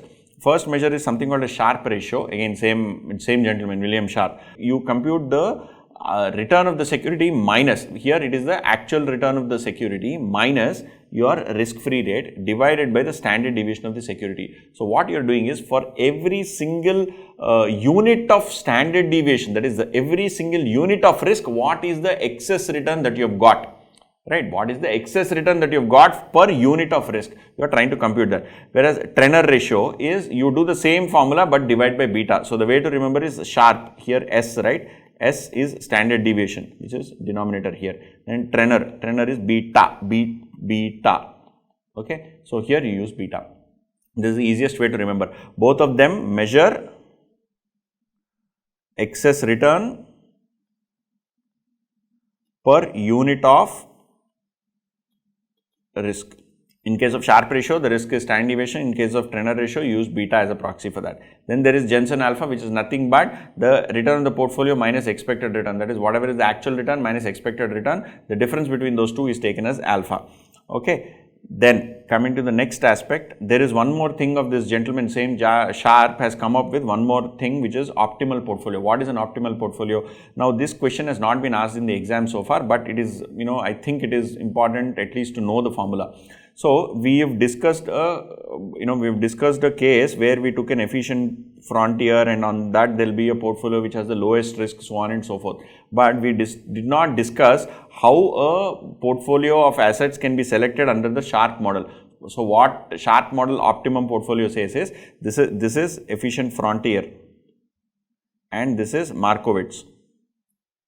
Okay, that is very different from this. This and this are not same. This and this are not same. This is Sharpe. What he says is, you find out a value called C for each security, where you multiply the market variance and you do summation of the Trenner ratio, where you do where you use this formula, market variance into RI minus RF. RI is return of the security minus RF divided by the variance of error term, that is your unsystematic variance, multiplied by beta. Then you again divide it by 1 plus market variance into summation of beta per each security divided by the unsystematic variance. You do this, you will get C values for each of the securities. Then you choose the highest C value and denominate it as C star. All the securities which have this highest value above this C star are part of the optimal portfolio. Now, if you have to find out the weights of each of the securities in the optimal portfolio, what you do is you compute the weight by using this formula, where Z is equal to beta by the unsystematic risk, beta of a security by unsystematic risk, multiplied by the tenor ratio minus C star. C star is common, what you have found out. So, like that you find out the weight for each security. You actually compute the weights after finding out these weights. Okay, these are the values from which you have to actually find out the weights. So, probably they have not asked it so far. There is only one problem in the material on this, but if they ask, you should be ready. So, please note this particular formula. It's a slightly twisted and convoluted formula, both from a C value computation perspective, because you have to keep on accumulating for each and every security, you have to accumulate the values, and here also from a weight perspective, because these both formulas are slightly different. Okay, this is one part. Now, after having understood the various methods of measurement of return and risk and portfolio optimal portfolios, now let us move to the next part, which is what are the kind of strategies that are deployed in the market with respect to management of portfolios. Okay, now with respect to portfolio management, friends, there are two kinds of portfolio management. One is active, one is passive. Active and passive, two kinds of portfolio management strategies. So, in case of an active portfolio, the key things that you'll have to note are market timing. That is, you choose when to time the market. That is, when when is it a good time, depending on the market forecast, then what is expected to happen in the market, all of that. Right, that is what you do is there are sometimes then some kind of sectors probably are expected to do well, then how much do you put in bonds, how much do you put in equities, you try and figure that out. Then you do security selection. What are the kind of securities, what is the expected returns, what are the, you basically do the full entire fundamental and technical analysis. Then you use some specialized investment concepts, like that is, somebody is very good in tracking securities of telecom sector or tracking securities of internet stocks. So they will rather use that particular knowledge and figure out the stocks which they want to invest. So a fund manager will primarily look into these aspects in an active portfolio management strategy. When it comes to passive, in a passive portfolio strategy, right, what a manager will do is you will create a well diversified portfolio that will closely mimic the market, and what you do is you try and ensure that this particular portfolio is benchmarked to a market index kind of or an index that represents adequately the kind of risk that the investor wants, and you don't interfere with the portfolio performance. That is, you don't keep putting money, you don't keep on fiddling with the portfolio. Whereas in an active portfolio, you constantly keep changing things. Whenever new information comes, you will say, no, this stock is good, this stock is bad, you will keep moving in and out. Whereas in a passive strategy, you don't do any of those. You benchmark, you create a diversified portfolio. Unless there is a substantial change in the objectives of the investor and what the portfolio represents, there will not be any further changes in portfolio, right? Now, when it comes to selection of securities, we've discussed about how securities are selected with respect to equity markets. We do fundamental analysis, technical analysis, so on and so forth. But in bonds, what happens? In bonds, the things that you have to note are when you choose a security, you look at what are the kind of yields that are being offered. You will probably look at securities that give you better kind of yields for a given credit quality. Then, what is the default risk of different kinds of securities? You may not be comfortable with very high default risks. Probably you will say, I want only AAA rated securities, right? Something like that. So, in case of tax shield, there are some bonds which offer you tax benefits, or rather, which function as good investment options if you invest in such kind of bonds where you also get a tax benefit. You might probably want to choose that. Then you choose liquidity. Liquidity is very, very important. When you want to exit certain kind of bonds, there should be adequate liquidity available in the market. So these are the factors that are taken into consideration when you choose the bonds. Now, when it comes to equities, you do, as we said, technical analysis and fundamental analysis. There is also another aspect where you can do a random selection. So, if you were to compare in an inefficient versus weak versus semi-strong and a strong market, how will each one of them perform? That is, a technical analysis perform, how will fundamental analysis perform, and how will random selection perform? So, if you see in an inefficient market, technical analysis will give you very, very clear idea. Wherever it's a weak market, the best option is fundamental analysis. If it is semi-strong or let's say rather strong market, the best thing is random selection. So if you remember the random walk theory, what we discussed, right? In most efficient markets, random selection actually works the best, right? This is what historically has been seen. Okay, so this kind of a matrix gives you what is the kind of outcomes, right? Based on what kind of analysis can be done depending on the levels of efficiency of the market. Now, after that, once a portfolio manager, and we are discussing about active management here, once a portfolio manager chooses chooses to manage the portfolio actively, there are even in active management, there are types of strategies, which is buy and hold strategy, constant mix strategy, constant proportion portfolio insurance policy or portfolio strategy. So each of these strategies has different outcomes. So if it's a buy and hold strategy, right? So if you see, this is price and this is portfolio value. So if the price goes up, the portfolio value goes up. Why? Because you are buying and holding. That is, once you buy, you keep it. It's actually a passive strategy. You buy and keep it, hold, right? So what happens here? You purchase some amount of risk-free securities and then you invest some money in a stock. If the stock price goes up, value goes up. If the stock price comes down, the value of your portfolio comes down. Whereas in a constant mix policy, what you do is constantly you endeavor to maintain a ratio of 50:50 or 40:60 or 30:70, some ratio between equity and bonds. All of this is for bonds plus equity, okay, or risk-free assets plus equity, bonds, okay, or risk-free plus equity, okay. And what happens is, here you buy on lows and sell on highs, because what happens is, whenever the equity price moves up, right, then what are you supposed to do? The equity proportion in the overall portfolio goes up, so you have to bring it back to the original proportion. So what happens? You end up selling equity. When you sell equity, when have you sold the equity? When the value of equity has gone up, so you are selling on highs. Same way ulta happens. When the value of equity goes down, the portfolio value also goes down. So the proportion of bonds in the portfolio goes up. So what do you have to do in order to increase the value of the equity? You sell some bonds and buy some equity. So in this, you buy on lows and sell on highs. So the image looks like a concave function. That is, this is how the portfolio, the stock price and portfolio value move. Whereas if it's a constant proportion portfolio insurance policy or a strategy, you can call it policy or strategy, doesn't matter. It is other way around. It follows this function. The equity investment in shares is multiplier into portfolio value into a floor. Now this floor is very different from bonds, okay. This floor is the floor value of the portfolio, and multiplier is a number, usually 1 or 2 or some number. It is typically given by or chosen by the portfolio manager. What you do is, the investment in shares follows this function, and what typically happens is, in case of a constant mix policy, you decide that after every 10% move or every 5% move or every 5% change, or after every 1 month, I will change the mix. Same way here also, you will decide that whenever the you will figure out that at certain points you will trigger this particular equation and follow this particular equation. That is, after every 10% change, or after the value of the shares has fallen down by this much, or the value of the portfolio falls down by this much, you will trigger a change and you will recompute the amount to be invested in shares and you will make the change. And what happens in this is, you will buy on highs and sell on lows. This is exactly ulta of the constant mix policy. Here you will buy on highs and sell on lows. So the function, or the price versus stock price versus portfolio value, the chart looks like this. It's a convex kind of a curve, okay. Now after having understood this, these three have very different outcomes. What are the three different outcomes? The protection, if you look at protection and flat market, this is buy and hold, constant mix, CPPI, okay. In a protection in up stroke down markets, the buy and hold market is very poor performance in down market. In up market also, it does not perform because you have only held so many shares. You are not touching the value of the portfolio, not actively managing it. Whereas in a constant mix policy, what is happening?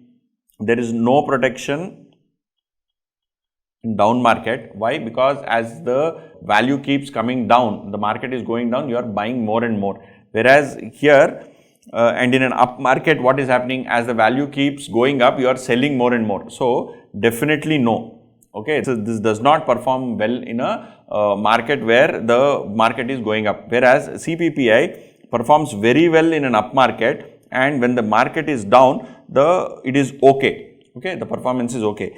Whereas in a flat market, the constant mix policy works superbly. Okay, why? Because if a flat and fluctuating market.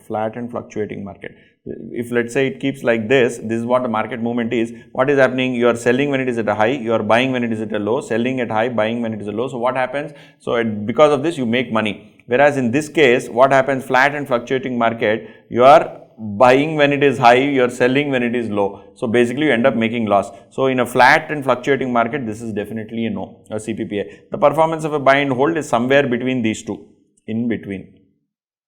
Okay, so this is how the three kinds of portfolio rebalancing strategies work. Now, what are the asset allocation strategies? How do you allocate assets with respect to a portfolio? How do you choose between fixed income or equities and other kinds of asset classes like real estate, so on and so forth? You have four kinds of strategies: integrated, strategic, tactical, and insured asset allocation. So, in an integrated asset allocation strategy, what typically ends up happening is the investor objectives and constraints are examined, and the allocation that best serves the investor's needs is determined. So, you basically are trying to get all the information from the investor and then figure out what is the best kind of investment that can be made considering the risk and return profile. Now, in case of a strategic asset allocation strategy, what happens is you take risk, returns, historical covariances, then you constantly keep also changing the asset allocation depending on expected returns, where you not only do a one-time kind of asset allocation, you also keep changing the asset allocation based on what is actually happening in the market. Then coming to tactical asset allocation, in this the investor's risk tolerance is assumed to be constant, and the asset allocation is changed based on expectations and whatever are the capital market conditions. Then finally, under insured asset allocation, as the value of the portfolio increases, more and more risk is taken because the ability to take risk increases. Then what is the fixed income portfolio process? You basically have very similar strategies like what you did for equities. You have setting up an objective, draft a guideline for investment policies, select a portfolio strategy which is active or passive. Then you select securities and other assets, what kind of securities you want, what kind of credit ratings you want, what kind of returns you want, what is the long term, what is the tenure of the entire portfolio, what is the yield that you are expecting, what is the duration that you want, what is the risk that you can take. You set up all of those as part of this, and then you finally evaluate the performance with a benchmark. You choose a benchmark and compare the portfolio performance with that particular benchmark. Then how do you compute the returns of a fixed income portfolio? You have a very simple arithmetic average of returns, but this is not the most optimal because you are simply taking the average of returns of various securities. The more relevant what we have learned in equity returns is rupee weighted average rate of return. That is, whatever is the return that you get, you weight it based on the investment that is made. But the other thing is you also can take average returns based on time, because different investments have for different time horizons. So you consider the time horizon, so you take the time weighted returns, and finally you compute annual. One way to measure is compute annualized return for each kind of a fixed income product and then compare across various fixed income securities. Same way like a portfolio, what are the fixed income passive management strategies? You have buy and hold strategy, you buy and hold, you are aware of that. Then you have an indexation strategy where you are trying to replicate a benchmark. Then you have an immunization strategy where you are basically trying to hold a bunch of securities where you try to immunize the portfolio for change in interest rates. Then you have a matching cash flow strategy where you try to match the cash inflows versus outflows. Okay, so where you buy securities which are required, which have a maturity that matches your outflow horizon, right? So you do something like that. These are passive management strategies. Now, coming to active strategies, right? Then coming to active strategies in fixed income management, if you want to do an active strategy, you have to first forecast interest rates and returns, because if you want to manage a portfolio, how will you manage the portfolio? By constantly, if you want to tinker a portfolio, right? How will you tinker? Based on some expectation of interest rates or what the returns are. So you'll have to forecast what are the inflation, what is actually the, what is its impact on interest rates, look at past trends. Right, what are the past, how has the past interest rate, how has the interest rate behaved in the past as part of economic cycle, what is happening now. Then what are multi-factor analysis? So basically you try and evaluate the linkage of interest rates and returns to various factors. Then you do something called horizon analysis. Then you do something called horizon analysis. What is horizon analysis? You basically try and forecast the interest rate for a specific period, yield and return for a specific period, and then try and price a product. What will it be based at the end of the period yield, and then try and see, compute the returns if you were to make investments during this period, right? So these are the ways in which you actually forecast interest rates and returns. But typically if you look at the strategies that are employed for fixed income active management strategies, you have a bullet strategy. That is, you basically have a bullet strategy wherein you buy all the bonds for a specific period. That is, one time you invest all the money in one kind of a bond. This helps usually when you have a cash flow which is for a defined period. That is, let's say you need money after 6 years, then you will buy bonds which all have maturities for 6 years, something like that. Now barbell strategy is where you put some now, some you put later, right? You have two periods, one short term, one slightly medium term or a longer term. You invest in securities which are for these 2 periods. Ladder strategies where you invest in securities which equally, so every equally spaced gaps, 1 year, 2 year, 3 year, 4 year, 5 year, you invest in various variety of bonds which have different maturities. There is another kind of active strategy which is bond swaps. In this you have a pure yield pickup swap where you are trying to improve the yield by trying to move into a security which has a better yield. Then you have a substitution swap where you are trying to substitute the security probably for slightly closer credit rating or something like that. Then you have an international swap and a tax swap. In an international swap, you believe that the securities are slightly mispriced for temporary purpose, and in case of a tax swap, it is for selling an existing bond and realizing the loss, and then buying a bond which is has very similar characteristics at a different price point, right? So here you are actually crystallizing the loss. These are the kind of bond swaps that you can do. There is also interest rate swaps, which there is a separate chapter in which we are going to study. Then finally, coming to the last topic of this chapter, alternative investments. So alternative investments are basically things like your mutual funds, real estate, ETFs, PE, hedge funds, closely held companies, distressed securities, commodities, managed futures, mezzanine financing. Basically, these are not your debt or equity. These are slightly more illiquid. They have limited history, and they are very, very high fees because they are. It is not easy. They are not like mass traded. They are all very, very specifically handled. Then you need to do a lot of research to figure out what is happening, and then they are very less. The transparency levels are very, very low because they are very small markets. They have some specific features, right, which you won't understand unless you actually get deeper. And a lot of them use debt. They have there is usually a leverage involved whenever you make an investment in an alternative investment whenever you make an alternative investment. Now, in alternative investment, let us look at real estate. Real estate, how is real estate typically valued? You have a sales comparison method where you try and see what multiple of the rent usually is the value of the asset. Then you have an income approach where you basically where you capitalize the future income, assuming it is an perpetual kind of cash flow. Then you have a cost approach, which is basically what is the replacement cost of a similar asset. Then you have a discounted cash flow, after tax cash flow approach, where what you do is present value of expected cash flows is reduced by the amount of investment, and you figure out what is the NPV. If the NPV is positive, you take a decision, and so on and so forth. Then what are the issues in real estate valuation? You have inefficient markets, lot of illiquidity, same thing what we discussed for alternative investments. Then comparison is very, very difficult between any 2 real estate assets, very high transaction costs, no organized market exists. I mean, there's no listed real estate of, there's no exchange where all the lands are listed. Real estate companies are listed, but the lands that are there across the country are not listed. So there's no organized market. Now, last topic is distressed securities. What are distressed securities? These are basically companies which are very, very close to bankruptcy. They issue some debt. So there are people who go and buy such kind of debt. What are the issues with such kind of securities? You have liquidity risk. You may not be able to sell. You have event risk. If something goes wrong, gone. Then you have market risk. They are also exposed to market factors. And then you have human risk. Basically, you make errors where you believe that something is going to happen, but because there is very little or poor quality of information, you take wrong decisions. Right. So there are people who invest in distressed securities by buying, the debt and shorting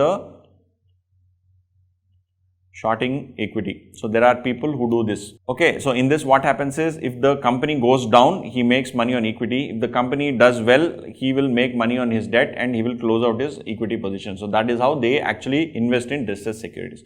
So friends, this concludes and completes the chapter, revision of the chapter Portfolio Management. So friends, after finishing this kind of a fairly quick revision of this particular chapter, the thing that you have to remember is there are a lot of formulae in this chapter, there are a lot of relevant concepts in this chapter, and the only way you will remember all of them is by solving problems. There is no other way. Okay, and please do not listen to or read problems. Problems have to be solved. Okay, and you put pen to paper, that is when you'll you will remember the concepts. So even though I have repeated a lot of concepts, if I went to go and solve problems, it will become again a full chapter, which is why I have chosen to only give you the concepts. Right now, this chapter is more important from a practical perspective than theory perspective. Very few questions have been asked in the past with respect to theory.